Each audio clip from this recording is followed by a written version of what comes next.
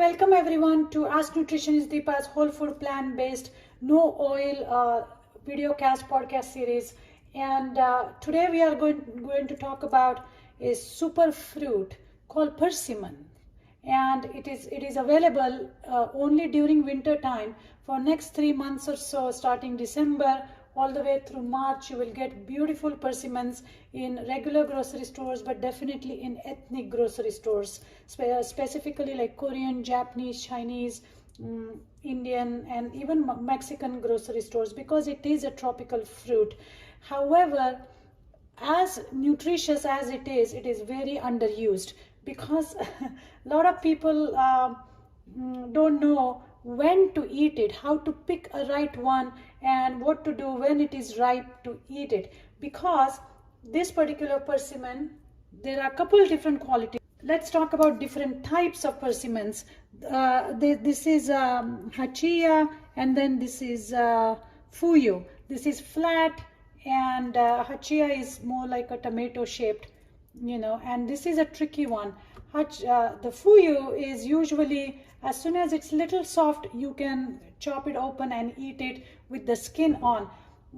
But with hachia, this is where people go wrong, is that you bring this food home, it looks beautiful, and just like apple or pear, if you try to cut it before it is ripe, then you are in trouble, because these persimmons have a compound in it called tannin, and the tannin is extremely astringent in nature, which means that it will give that very, very dry astringent sensation in your mouth when you eat it, when it is not ripe.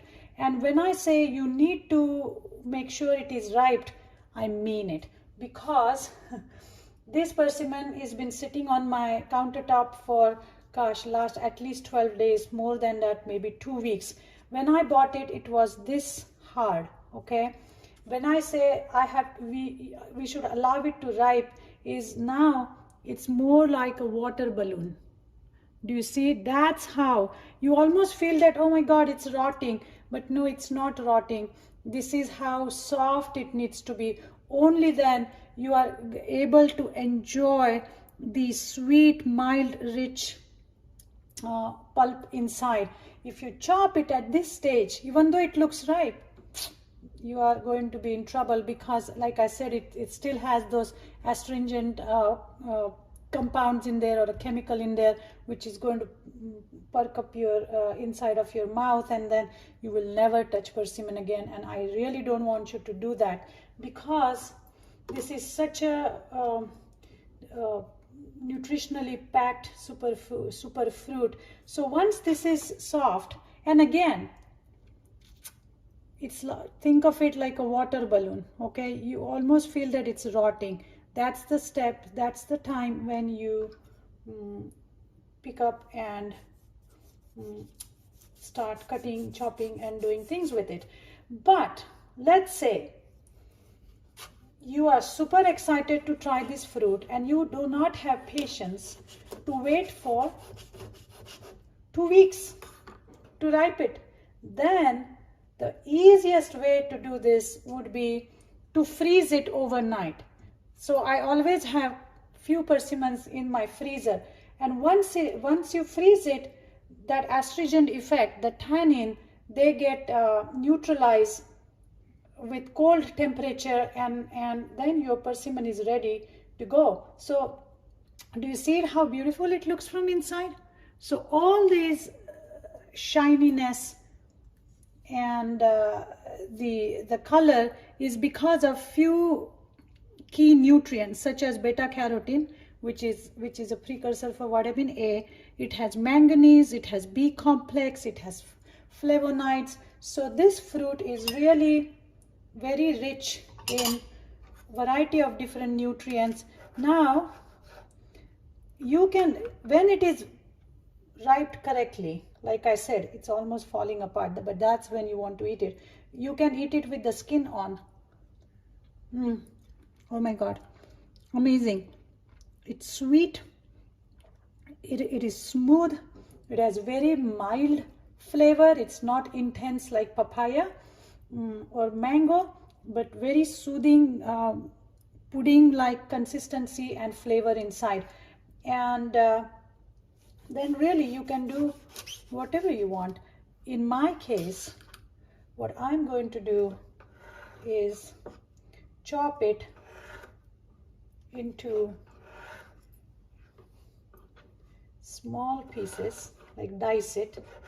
Now if you go to Asian stores, you will also get the dry variety. Okay, now you want to make sure that the dried persimmon is not treated with any chemicals, okay, like sulfur dioxide and those type of things. So there you will see in a good quality dried persimmon would actually look dark like date, but if it is treated with color, then it's going to look orange like this, and you want to get one which looks dark because that means it's not treated with any chemical. So anyway, in my case, I'm going to use this persimmon on top of my chia pudding. Every night chia pudding is my treat, and there's nothing like chia pudding. So easy to make, no cooking involved. And I'm going to leave it here. Let's hope it won't fall. Oh, before I forget, what goes really well with chia pudding, with persimmon, is a cardamom. So I have my cardamom. Cardamom is another one of my most favorite spice, you can say, but really there's nothing spicy about it. It's very flavorful. It's a cardamom pod. I eat it with the skin on, of course, because that's where all the nutrients are. And I'm going to top it with this persimmon pieces on top. Now you can put this persimmon on top of oatmeal.